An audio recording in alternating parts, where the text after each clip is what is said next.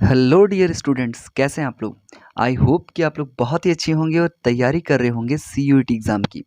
CUET exam में questions तो बहुत इंपॉर्टेंट बनते हैं और जैसा कि आपको पता है कि आपका पेपर बहुत सामने है, तो सिलेक्टिव क्वेश्चन नहीं पढ़िएगा तो सीयूईटी क्वालिफाई करना मुश्किल हो जाता है। तो आज मैं आप लोग के पास प्रस्तुत हुआ हूँ बायो के मोस्ट इंपॉर्टेंट क्वेश्चंस के साथ। अगर आपने सीयूईटी में बायो सिलेक्शन किया है या फिर आपने जनरल टेस्ट रखा है, दोनों के लिए बायोलॉजीज़ के जो प्रश्न बन सकते हैं, सारे प्रश्नों का संग्रह है, सारे इंपॉर्टेंट क्वेश्चन का संग्रह है। फटाफट से टेस्ट लगाते चलिएगा और साथ में बताइएगा कितना आपका सही हो रहा है। चलिए स्टार्ट करते हैं। आपका सपोर्ट बना रहना चाहिए, वीडियो को शेयर कीजिएगा, कमेंट करना मत भूलिएगा और हाँ, एक बात और, अगर वीडियो पसंद आए तो लाइक करके ज़रूर जाइएगा। चलिए स्टार्ट करते हैं। तो पहला क्वेश्चन क्या कहता है, देखिए पहला क्वेश्चन कहता है कि जीव विज्ञान का पिता किसे कहा जाता है। तो आपको पता होगा कि जीव विज्ञान का पिता जो है वो सही आंसर हो जाएगा ऑप्शन सी, अरस्तु को कहते हैं। अरस्तु को जीव विज्ञान के पिता के नाम से जाना जाता है। क्वेश्चन नंबर 2 को देखिए। क्वेश्चन नंबर 2 कहता है निम्नलिखित में से जीव की मूल विशेषता है। तो 4 ऑप्शंस आपको दिए गए हैं, इनमें से मूल विशेषता क्या है। तो जन्म देने की योग्यता, भाई सांस लेने की योग्यता तो नॉर्मल बात है, खाने की योग्यता, चलने की योग्यता। तो जीवों में स्पेशलिटी जो होता है वो है जन्म देने की योग्यता। ये केवल उन्हीं में पाया जाता है जो सजीव हैं, निर्जीवों में ये एक्टिविटीज़ नहीं होता है। चलिए आगे चलते हैं क्वेश्चन नंबर 3 की ओर। क्वेश्चन नंबर 3 क्या कहता है देखिएगा। कहता है कि निम्न में से किसे वर्गीकी का पिता कहते हैं, यानी कि क्लासिफिकेशन का फादर कहा जाता है। किसको कहा जाता है? तो सही आंसर हो जाएगा ऑप्शन नंबर बी, यानी कि कैरोलस लिनियस या कार्लस लिनियस को वर्गीकी का क्लासिफिकेशन का फादर कहा जाता है। क्वेश्चन नंबर 4 कहता है वर्तमान में पृथ्वी पर लगभग कितनी प्रजातियों का अस्तित्व माना जाता है। तो आपको पता होना चाहिए कि पृथ्वी पर अभी लगभग 50 लाख से 3 करोड़ के बीच जो प्रजाति हैं उनका अस्तित्व माना जाता है, यानी कि ऑप्शन नंबर डी इसका सही आंसर हो जाएगा। क्वेश्चन नंबर 5 की ओर चलिएगा। क्वेश्चन नंबर 5 कहता है देखिएगा कि वर्तमान में जीवों के नामकरण के लिए प्रयुक्त होने वाली जैविक द्विनाम प्रणाली के लिए कौन से जीव वैज्ञानिक को श्रेय दिया जाता है, यानी कि द्विनाम पद्धति का जो जनक है वो कौन है, ये किसने स्टार्ट किया द्विनाम पद्धति को, आपको ये आंसर करना है। तो इसका सही आंसर क्या हो जाएगा ऑप्शन नंबर ए, यानी कि कैरोलस लिनियस ने द्विनाम पद्धति प्रस्तावित किया था। चलिए आगे देखिए। क्वेश्चन नंबर 6 कहता है जीव विज्ञान शब्द का प्रयोग सर्वप्रथम किया था, यानी कि जीव विज्ञान बायोलॉजी वर्ड का सबसे पहले प्रयोग किसने किया था। तो लेमार्क और ट्रेवेनियर ने किया था। ट्रेविरेनस और लेमार्क के द्वारा पहली बार प्रयोग किया गया था जीव विज्ञान वर्ड का। क्वेश्चन नंबर 7 की ओर चलते हैं। क्वेश्चन 7 कहता है कि किस वैज्ञानिक ने जीव द्रव्य को जीवन का भौतिक आधार कहा। जीव द्रव्य को जीवन का भौतिक आधार जो है वो किसने कहा था। तो सही आंसर हो जाएगा हक्सले ने जीव द्रव्य को जीवन का भौतिक आधार कहा था। क्वेश्चन नंबर 8 देखिए कहता है कि कोशिका सिद्धांत सर्वप्रथम दिया, यानी कि कोशिका सिद्धांत का प्रतिपादन किसने किया। तो स्लाइडन और स्वान ने किया था। ये तो आप छोटे क्लासेस से पढ़ते आ रहे हैं। अब आपने अगर 9th क्लास का एनसीईआरटी रीड किया होगा तो वहाँ पे आपने पढ़ा होगा इस चीज़ को बार बार कि स्लाइडन और स्वान ने मिलकर कोशिका सिद्धांत का प्रतिपादन किया था। क्वेश्चन नंबर 9 की ओर चलते हैं। 9 इंपॉर्टेंट क्वेश्चन है। देखिए कहता है कि कोशिका शब्द का प्रयोग सर्वप्रथम किया था। कोशिका वर्ड जो है ना, यानी कि सेल का सबसे पहले जो यूज था वो किसने किया था। तो सही आंसर क्या हो जाएगा ऑप्शन नंबर बी, यानी कि स्लाइडेन और स्वान ने मिलकर ही कोशिका शब्द का सबसे पहले प्रयोग किया था। और कोशिका की खोज जो है वो कोशिका का सबसे पहले जो प्रयोग है कोशिका की अगर बात करें सिद्धांत का प्रतिपादन तो स्लाइडन और स्वान के द्वारा किया गया था। और अगर पूछ ले कि कोशिका शब्द का प्रयोग सर्वप्रथम किसने किया तो सही आंसर हो जाएगा रॉबर्ट हुक ने। रॉबर्ट हुक ने कब किया था तो याद रखिएगा 1665 में कॉर्क के द्वारा। एक कॉर्क में कोशिकाओं को सबसे पहले हिलते हुए माइक्रोस्कोपिक ऑब्जर्वेशन किया था रॉबर्ट हुक ने। तो सही आंसर हो जाएगा ऑप्शन नंबर 9 का रॉबर्ट हुक, ऑप्शन नंबर ए। चलिए क्वेश्चन नंबर 10 की ओर चलते हैं। 10 कहता है कि इलेक्ट्रॉन माइक्रोस्कोप का आविष्कार किया था। तो बहुत ही इंपॉर्टेंट क्वेश्चन है। क्वेश्चन नंबर 10 इलेक्ट्रॉन माइक्रोस्कोप का आविष्कार किसने किया था। तो एम नॉल और ई रस्का ने मिलकर इलेक्ट्रॉनिक माइक्रोस्कोप का आविष्कार किया था। संयुक्त सूक्ष्मदर्शी का आविष्कार किया था। आगे चलते क्वेश्चन में 11 कहता है कि जीव विज्ञान की कौन सी शाखा पौधे तथा जंतु दोनों के लिए प्रयुक्त होती है। एक ऐसी शाखा का नाम बताना है जो पौधे के लिए और जंतु के लिए। तो ये सही आंसर हो जाएगा वर्गीकरण विज्ञान, यानी कि ऑप्शन नंबर 20 का सही आंसर है। क्वेश्चन नंबर 12 की ओर चलते हैं। 12 कहता है कि प्रथम महान वर्गीकरण वैज्ञानिक थे। तो सबसे पहले वर्गीकरण का जो आधार है वो किसने प्रस्तुत किया था। तो सही आंसर हो जाएगा अरस्तु ने। सबसे पहले आरस्तू ने क्या किया, इसको क्लासिफाई किया लिविंग और नॉन लिविंग थिंग्स में। फिर बहुत कोई आते हैं, फिर आपका 2 किंगडम क्लासिफिकेशन आता है, फिर बाद में 5 किंगडम क्लासिफिकेशन आता है, बहुत सारी चीज़ें आती हैं। तो सबसे पहले जो है ना वर्गीकरण शुरू किया था अरस्तू ने। क्वेश्चन नंबर 13 की ओर चलते हैं। 13 कहता है कि जीवन की उत्पत्ति हुई थी। तो जीवन की उत्पत्ति कहाँ से हुई थी? तो बहुत ही आसान सा सवाल है, इसका जवाब हो जाएगा ऑप्शन नंबर बी यानी कि जल से।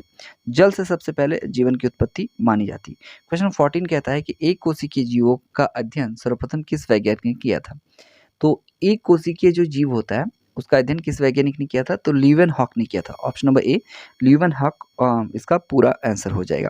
क्वेश्चन नंबर 15 कहता है कि आरएनए में कौन सा क्षारक नहीं पाया जाता है? देखिए आरएनए में क्या नहीं पाया जाता है, तो सही आंसर क्या हो जाएगा? आरएनए में option A option number D हो जाएगा, यानी कि थायमिन नहीं पाया जाता है। आरएनए में थायमिन नहीं पाया जाता है। बाकी जो आरएनए है इसमें आपका ग्वानिन, एडेनिन और यूरेसिल तीनों पाया जाता है। डीएनए में होता है। डीएनए में क्या होता है? तो सही आंसर हो जाएगा ऑप्शन नंबर डी यानी कि डी ऑक्सीराइबोस न्यूक्लिक एसिड इसका नाम है, और डीऑक्सीराइबोस शर्करा यानी कि शुगर इसमें प्रेजेंट रहता है। ठीक है, जिसे मंडे या स्टार्च भी कहते हैं। चलिए आगे चलते हैं क्वेश्चन नंबर 17 की ओर। 17 कहता है डीएनए में कौन सा क्षारक नहीं पाया जाता है? तो क्षारक की अगर बात करें तो डीएनए में कौन सा क्षारक नहीं पाया जाता है? तो ऑप्शन नंबर सी इसका सही आंसर हो जाएगा कि यूरेसिल जो है वो डीएनए में नहीं पाया जाता है। क्वेश्चन नंबर 18 की ओर चलते हैं। क्वेश्चन 18 कहता है प्रोटीन संश्लेषण होता है। प्रोटीन का संश्लेषण जो है ना वो कहाँ होता है, आपको ये बताना है। तो क्वेश्चन नंबर 18 का सही आंसर हो जाएगा ऑप्शन नंबर बी यानी कि राइबोसोम में होता है। क्वेश्चन नंबर 19 को देखिए। 19 कहता है सबसे अधिक हरित लवक पाए जाते हैं। तो 19 का सही आंसर क्या हो जाएगा? सबसे अधिक जो हरित लवक है ना वो पैलिसेड पैरेन्काइमा उत्तक में पाया जाता है। याद रखिएगा पैलिसेड पैरेन्काइमा उत्तक। चलिए क्वेश्चन नंबर 20 की ओर चलते हैं। क्वेश्चन नंबर 20 कहता है कि कोशिका के अंदर ऊर्जा का निर्माण निम्नांकित में से किसके द्वारा होता है? कोशिका जो है ना उसके अंदर जो ऊर्जा है उसका निर्माण किसके द्वारा किया जाता है? तो सही आंसर हो जाएगा option number D is the right answer, यानी कि माइटोकॉन्ड्रिया। माइटोकॉन्ड्रिया को कोशिका का पावर हाउस कहते हैं, ऊर्जा गृह के नाम से भी जानते हैं। क्वेश्चन नंबर 21 देखिएगा। प्रोटीन संश्लेषण में कौन भाग लेता है? ये इंपॉर्टेंट क्वेश्चन है, ये रिपीटेडली पूछा जाता है। तो सही आंसर हो जाएगा ऑप्शन नंबर ए राइबोसोम। राइबोसोम क्या करता है ना, प्रोटीन का फैक्ट्री कहते हैं इसे, प्रोटीन तैयार करता है ये। नेक्स्ट क्वेश्चन नंबर 22 कहता है कि प्रोकैरियोटिक कोशिका किसमें पाई जाती है? तो कोशिका का दो प्रकार आपने पढ़ा होगा, एक यूकैरियोटिक एक प्रोकैरियोटिक। तो प्रोकैरियोटिक कोशिका जो है वो किसमें पाई जाती है, इसका आंसर लगाना है। तो सही आंसर हो जाएगा ऑप्शन नंबर सी जीवाणु एवं नील हरित शैवाल में प्रोकैरियोटिक कोशिकाएं पाई जाती है। क्वेश्चन नंबर 23 की ओर चलते हैं। 23 कहता है प्रोकैरियोटिक कोशिका में अनुपस्थित रहती है, यानी कि इसमें क्या प्रेजेंट नहीं रहता है? तो सही आंसर हो जाएगा ऑप्शन नंबर बी यानी कि केंद्रक भित्ति इसमें अनुपस्थित रहती है। क्वेश्चन नंबर 24 कहता है क्रोमोसोम की संरचना में भाग लेता है। तो सही आंसर क्या हो जाएगा? ऑप्शन नंबर ये ए यानी कि डीएनए और प्रोटीन जो है वो क्रोमोसोम की संरचना में भाग लेता है। क्वेश्चन नंबर 25 देखिएगा। पादप कोशिका के भीतर ग्रेना और स्ट्रोमा पाए जाते हैं। तो पादप कोशिका में ग्रेना और स्ट्रोमा कहाँ जा पाए जाते हैं? तो इसका सही आंसर हो जाएगा ऑप्शन नंबर सी क्लोरोप्लास्ट में पाए जाते हैं। Option number C chloroplast is the right answer. चलिए क्वेश्चन नंबर 26 की ओर चलिएगा। क्वेश्चन 26 कहता है कि डीएनए की कुंडलित संरचना किसने दी थी? ये बहुत इंपॉर्टेंट क्वेश्चन है कि डीएनए की कुंडलित संरचना किसने दी थी? तो सही आंसर जो ऑप्शन बी यानी कि वाटसन और क्रिक ने डीएनए की कुंडलित संरचना दी थी। एटीपी का क्या अर्थ है? ये सिंपल क्वेश्चन है, आपको पता ही होना चाहिए कि एटीपी का अर्थ होता है ऊर्जा की इकाई। कोई भी कोशिका जो है, सेल जो है, वो किस अमाउंट में ऊर्जा को गेन कर रही है या लॉस कर रही है, उसको मेजर करने का एक प्रोसेस होता है जिसको एटीपी कहते हैं। ठीक है, एटीपी का निर्माण कहाँ होता है? ये इंपॉर्टेंट क्वेश्चन। क्वेश्चन 28 की ओर ध्यान दीजिएगा। तो सही आंसर हो जाएगा ऑप्शन नंबर सी यानी कि माइटोकॉन्ड्रिया में इसका सही आंसर हो जाएगा। क्वेश्चन 29 की ओर चलते हैं। क्वेश्चन 29 क्या कहता है देखिएगा। 29 कहता है कि कोशिका भित्ति में कौन सा पदार्थ नहीं पाया जाता है? ये प्रश्न बार बार पूछे जाते हैं कि कौन से पदार्थ नहीं पाए जाते या इनमें से कौन सा पाया जाता है। तो सही आंसर हो जाएगा ऑप्शन नंबर डी पैक्टिन जो होता है वो कोशिका भित्ति में नहीं पाया जाता है। क्वेश्चन 30 की ओर चलते हैं। क्वेश्चन 30 कहता है कौन सा कोशिकांग प्रकाश संश्लेषण में भाग लेता है? तो इसका सही आंसर हो जाएगा ऑप्शन नंबर ए यानी कि क्लोरोप्लास्ट जो है वो प्रकाश संश्लेषण में भाग लेता है। क्वेश्चन 31 कहता है कि कोशिका भित्ति का मुख्य सदस्य होता है। तो ये तो सिंपल सा क्वेश्चन है, इसका भी आंसर हो जाएगा ऑप्शन नंबर ए यानी कि सेल्यूलोज। क्वेश्चन 32 के ध्यान दें। 32 कहता है कि माइटोकॉन्ड्रिया का संबंध है। तो आपको पता होना चाहिए कि माइटोकॉन्ड्रिया का संबंध जो है वो श्वसन से है।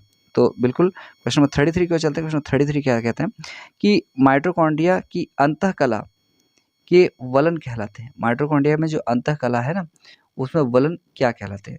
तो सही आंसर हो जाएगा इसका सही आंसर हो जाएगा क्रिस्की कहलाते हैं। क्वेश्चन नंबर 34 कहता है जंतु कोशिका में नहीं पाया जाता है। तो 34 का सही आंसर क्या हो जाएगा कि जंतु कोशिका में जो है ना, वो आपका सेल्यूलोज नहीं पाया जाता। ऑप्शन नंबर डी, सेल्यूलोज केवल पादप कोशिकाओं में ही पाया जाता है, आपको याद रखना। जीव द्रव्य होता है, क्वेश्चन नंबर 35 की ओर फोकस कीजिएगा कि जीव द्रव्य क्या होता है। तो इसका सही आंसर हो जाएगा ऑप्शन नंबर डी, यानी कि एक कोलाइड घोल होता है जीव द्रव्य। ऑप्शन नंबर डी इसका सही आंसर है। क्वेश्चन नंबर 36 की ओर चलते हैं। क्वेश्चन नंबर 36 देखिएगा, इंपॉर्टेंट है। अर्धसूत्री विभाजन पाया जाता है, तो आपको आंसर लगाना है कि अर्धसूत्री विभाजन जो है ना, वो किस में पाया जाता है। तो सही आंसर हो जाएगा ऑप्शन नंबर डी, यानी कि तरुण पुष्प कलिकाओं में पाया जाता है अर्धसूत्री विभाजन। क्वेश्चन 37 कहता है किस कोशिकांग को आत्महत्या की थैली कहते हैं। तो भाई लाइसोसोम को ना आत्महत्या की थैली कहा जाता है, लाइसोसोम इसका सही आंसर है। लाइसोसोम क्या है 38 नंबर का क्वेश्चन कहता है कि लाइसोसोम है क्या तो इसका सही आंसर हो जाएगा ऑप्शन नंबर ए, यानी कि पाचन केंद्र है लाइसोसोम। चलिए आगे चलते हैं क्वेश्चन 39 को। 39 कहता है कि राइबोसोम का कार्य क्या है। ये बहुत इंपॉर्टेंट है। मैंने आपको अभी बताया कि राइबोसोम जो होता है वो प्रोटीन का संश्लेषण करता है। प्रोटीन की फैक्ट्री के नाम से भी राइबोसोम को जानते हैं। क्वेश्चन नंबर 40 कहता है कि वर्गीकरण श्रेणियों का सही अनुक्रम क्या है। मतलब एक के बाद अगर क्लासीफाई करने जाएं तो नीचे से लेकर ऊपर तक जो उसका सही पैटर्न होगा वर्गीकरण का, वो क्या होगा। तो सही आंसर हो जाएगा ऑप्शन नंबर बी, यानी कि पहले प्रभाग होगा, फिर वर्ग होगा, फिर क्रम होगा, फिर परिवार होगा, फिर वंश होगा, फिर जाति होगी। फिर से मैं रिपीट कर रहा हूँ, पहले प्रभाग, फिर वर्ग, फिर क्रम, फिर परिवार, फिर वंश, फिर जाति is the right answer. Option number 20 का सही आंसर है। क्वेश्चन 41 देखिएगा, वर्गीकरण की उच्चतम इकाई क्या है। तो सही आंसर हो जाएगा ऑप्शन नंबर डी, यानी कि कुल। सबसे उच्चतम इकाई क्या है, ऑप्शन नंबर डी, कुल इज द राइट आंसर। चलिए आगे चलते हैं क्वेश्चन नंबर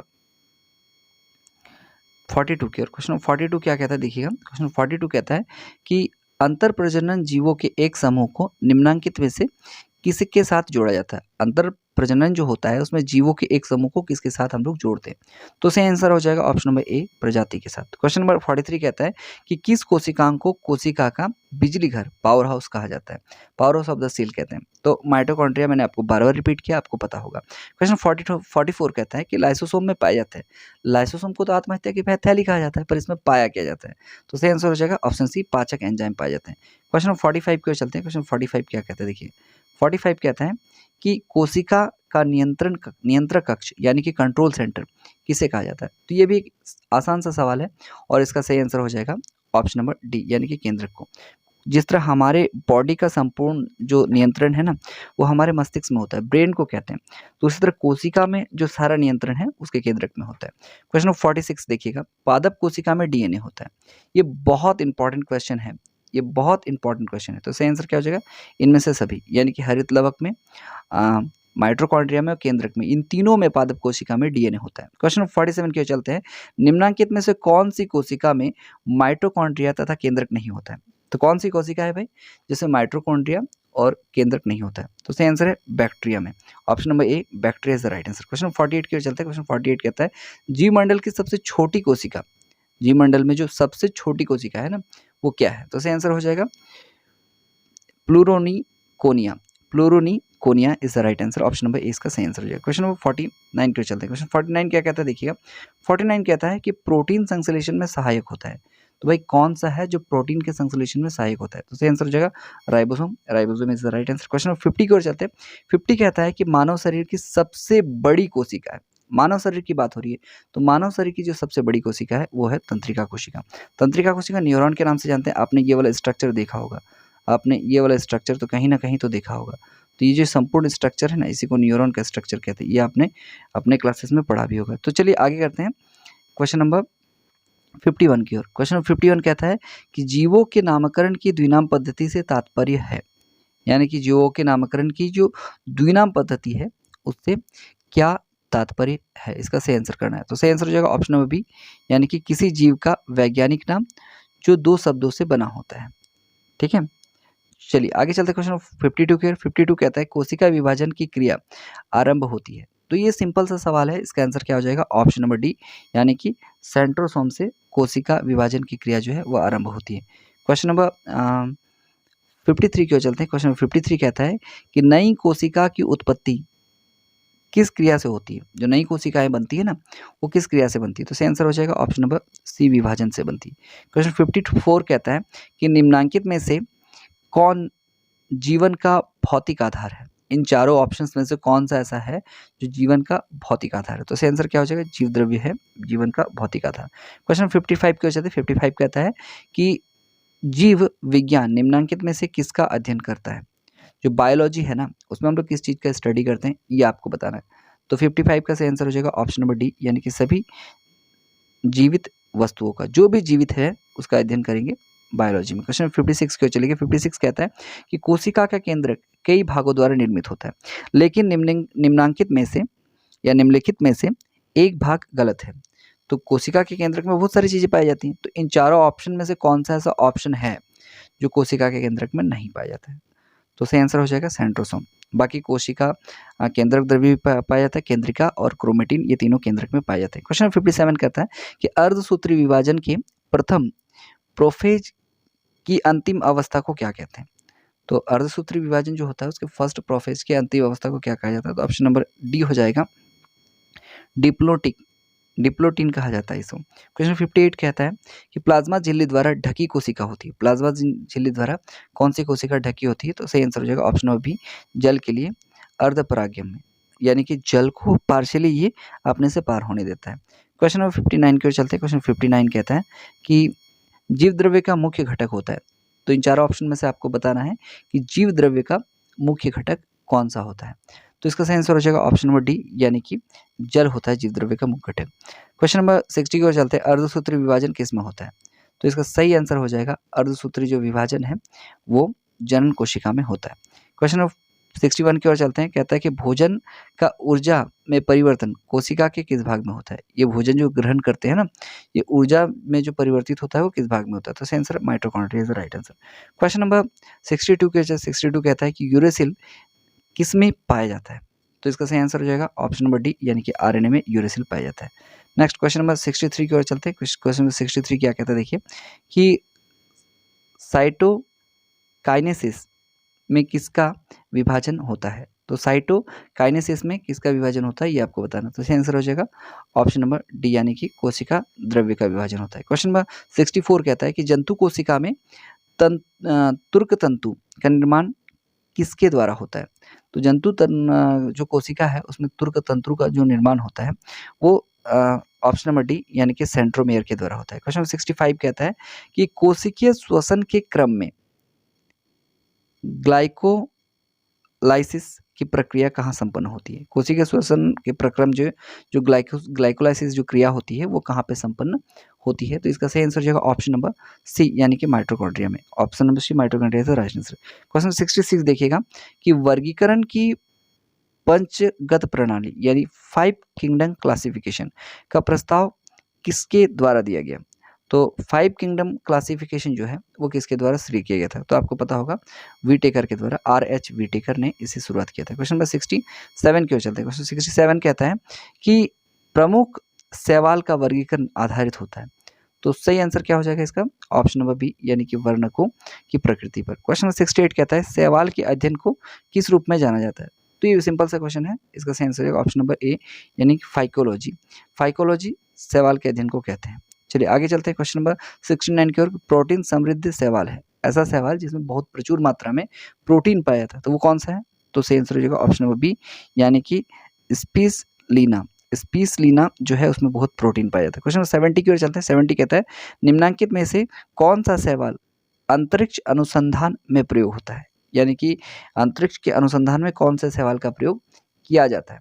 तो इसका सही आंसर हो जाएगा ऑप्शन नंबर ए, यानी कि क्लोरेला का इस प्रयोग किया जाता है अंतरिक्ष अनुसंधान में। क्वेश्चन 71 कहता है कवक के अध्ययन को क्या कहते हैं? अभी शैवाल के अध्ययन को मैंने कहा ना कि फाइकोलॉजी कहते हैं, तो सर कवक के अध्ययन को क्या कहते हैं? तो कवक के अध्ययन को माइकोलॉजी कहा जाता है। Option number B is the right answer. Question 72 कहता है कि पोषक तत्व प्राप्त करने का निम्नांकित में से कौन सा तरीका कवक का गुण नहीं है? तो कौन सा तरीका है जो पोषक तत्व प्राप्त करने के लिए कवक यूज नहीं करता है? तो इसका सही आंसर हो जाएगा ऑप्शन नंबर ए, यानी कि स्वपोषी। कवक डिपेंड करता है दूसरे पे, इसलिए उसको परपोषी कह सकते हैं। क्वेश्चन नंबर 73 कहता है कि लाल सागर को लाल रंग प्रदान करने वाला शैवाल कौन सा है? लाल सागर में कौन सा शैवाल पाया जाता है जो उसको लाल बनाता है? तो सही आंसर क्या हो जाएगा 73 का ऑप्शन नंबर बी यानी कि ट्राइकोडेस्मियम। ट्राइकोडेस्मियम पाया जाता है किसमें? लाल सागर में, जो लाल सागर को लाल बनाता है। क्वेश्चन 74 कहता है कि निम्नलिखित में से कौन सा एक लाइकेन या शैवाल है? इन चारों ऑप्शन में से बताना है आपको कि लाइकेन या शैवाल कौन सा है। तो सही आंसर हो जाएगा ऑप्शन नंबर सी यानी कि रेंडियर मांस जो है वो लाइकेन या शैवाल है। तो चलते हैं क्वेश्चन नंबर 75 के। 75 कहता है, देखिएगा ध्यान दीजिएगा, 75 कहता है कि लिटमस एक प्राकृतिक रंजक है जो प्राप्त होता है। तो लिटमस को हम लोग जानते हैं भाई किससे? लाइकेन से प्राप्त करते हैं। ऑप्शन में सी इसका सही आंसर हो जाएगा। निम्नलिखित में से कौन लिटमस पैदा करने वाला लाइकेन है? निम्नलिखित में से कौन लिटमस पैदा करने वाला लाइकेन है? तो आपको पता होगा कि रोसेल टिंक्टोरिया ये जो है वो लाइकेन पैदा करने वाला जो है लिटमस है, यानी कि लिटमस पैदा करने वाला लाइकेन है। तो आगे चलते हैं क्वेश्चन नंबर 77 की ओर। 77 कहता है निम्नलिखित में से किस समूह में पादप जगत की उभयचर शामिल होते हैं? उभयचर यानी कि जो जल और थल दोनों में चल सकते हैं, इनका वर्गीकरण किस समूह में होता है? तो सही आंसर हो जाएगा option number B bryophyta. Question number 78 कहता है कि टेरिडोफाइटा निम्नलिखित में से किस नाम से जाना जाता है? टेरिडोफाइटा जो है वो किस नाम से जाना जाता है? सही आंसर हो जाएगा वैक्सक्यूलर ट्रिप्टोगेम के नाम से जानते हैं। वैक्सक्यूलर ट्रिप्टोगेम टेरिडोफाइटर के अलग नाम होते हैं। चलिए क्वेश्चन नंबर 79 की ओर चलते हैं। क्वेश्चन नंबर 79 क्या कहता है? देखिए 79 कहता है कि ब्रायोफाइटा निम्नलिखित में से किसके बीच एक संपर्क सूत्र के रूप में कार्य करता है? तो सही आंसर हो जाएगा 79 का कौन सा? ऑप्शन नंबर ए यानी कि थैलोफाइटा और टेरिडोफाइटा के बीच में संपर्क सूत्र का काम कौन कर रहा है? तो ब्रायोफाइटा कर रहा है। क्वेश्चन नंबर 18 कहता है कि फर्न पौधा निम्नलिखित में से किससे बंधा रहता है? तो 80 का सही आंसर हो जाएगा ऑप्शन नंबर बी यानी कि टेरिडोफाइटा से बंधा रहता है। क्वेश्चन नंबर 81 कहता है कि विषाणु की खोज की थी। तो 81 का सही आंसर क्या हो जाएगा? तो 81 का सही आंसर हो जाएगा ऑप्शन नंबर सी यानी कि डी.आई. वानोवस्की ने की थी। किसकी खोज? तो विषाणु की खोज, वायरस की खोज डी.आई. वानोवस्की ने की थी। चलिए क्वेश्चन नंबर 82 कहता है 82 कहता है कि साइनोबैक्टीरिया के अभिलक्षण रंग हैं। तो सभी साइनोबैक्टीरिया का अभिलक्षण रंग कौन सा है? तो option number D is the right answer हो जाएगा कि फाइकोसाइनिन। फाइकोसाइनिन जो है वो साइनोबैक्टीरिया के लाक्षणिक रंग है। क्वेश्चन नंबर 83 कहता है कि आधुनिक विचारधारा के अनुसार विषाणु है। एट प्रेजेंट में विषाणु किसको सोचते हैं? तो सही आंसर हो जाएगा ऑप्शन नंबर डी यानी कि अपशिष्ट अधिपरजीवी को विषाणु कहा जाता है। क्वेश्चन नंबर 84 कहता है कि सबसे बड़ा विषाणु होता है। तो आपको पता होगा कि सबसे बड़ा जो विषाणु है वो चेचक का विषाणु होता है। क्वेश्चन नंबर 85 और ये आज का लास्ट सवाल है। 85 कहता है कि वायरस की संरचना होती है। तो 85 का सही आंसर क्या हो जाएगा? ऑप्शन नंबर सी यानी कि अकोशिकीय। तो इस प्रकार से हमने 85 क्वेश्चंस को कंप्लीट कर लिया है जो कि भी आया था। अगर आपने सीयूटी में बायो रखा है या फिर आप सीयूटी एग्जाम को बायो के एस्पेक्ट से तैयार कर रही है, जनरल टेस्ट में भी जो सिंपल क्वेश्चन पूछे जाते हैं उसमें ये इंपॉर्टेंट है। तो आई होप कि वीडियो आपको पसंद आएगा। वीडियो को शेयर कीजिए, चैनल को बहुत ज़्यादा जितना हो सके उतना शेयर कीजिए अपने दोस्तों के साथ। सब्सक्राइब करना मत भूलिएगा। बने रहिए हमारे साथ, सीयूटी का एक सवाल छूटने नहीं देंगे और क्वालिफाई तो इस बार सीयूटी का पेपर आपको फोड़ के आना है। तो चलिए मिलते हैं फिर नेक्स्ट वीडियो में, तब तक के लिए goodbye and thank you.